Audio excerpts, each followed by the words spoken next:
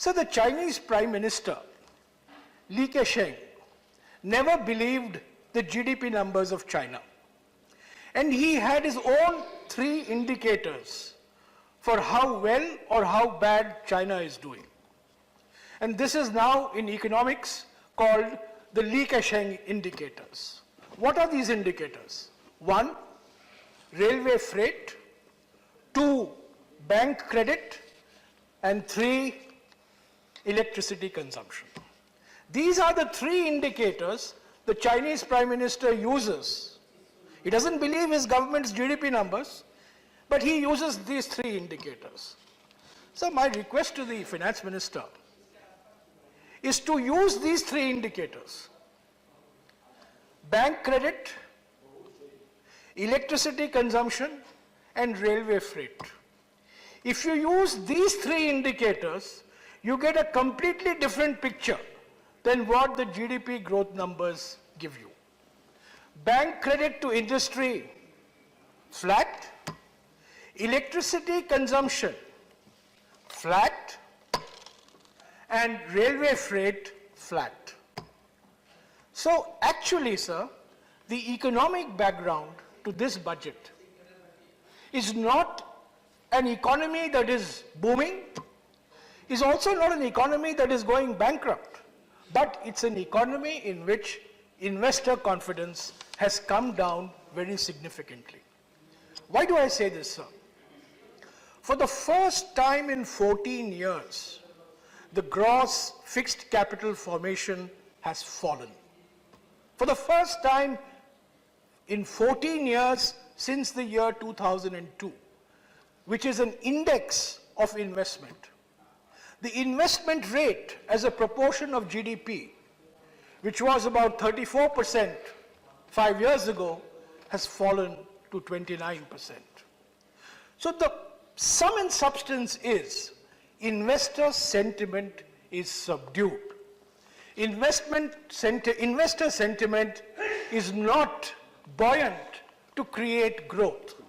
Now, whether the election results of UP will provide the tonic for investor sentiment, whether the passage of the GST bill or the bills will provide the tonic for the investor sentiment, time alone will tell.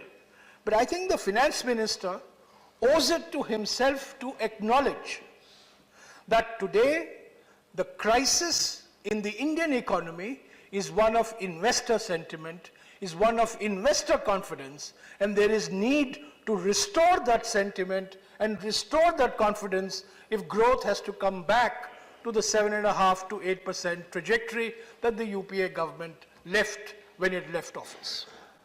So my second point is on demonetization.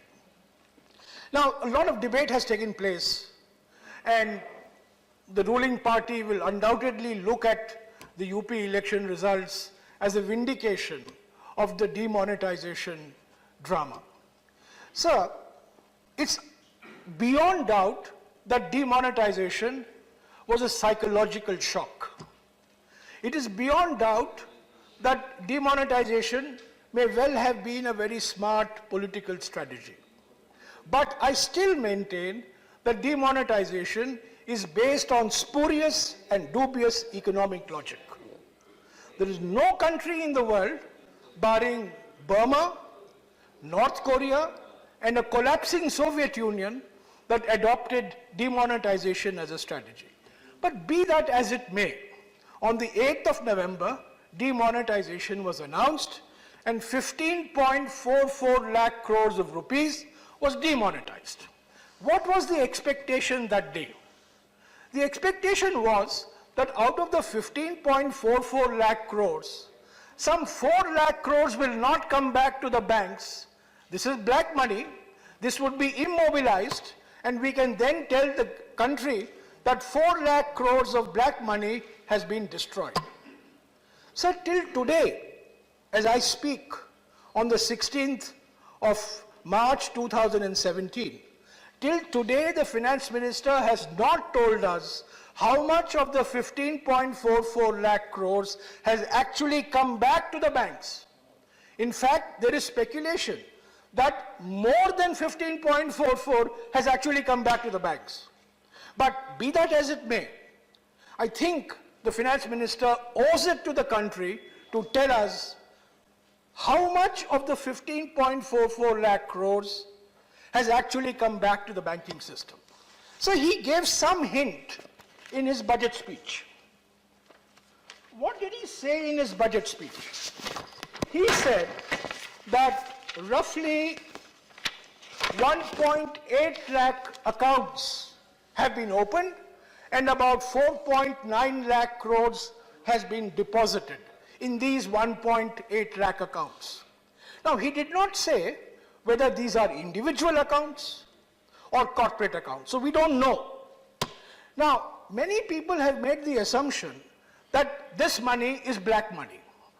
But actually, sir, we don't know. This is contested money.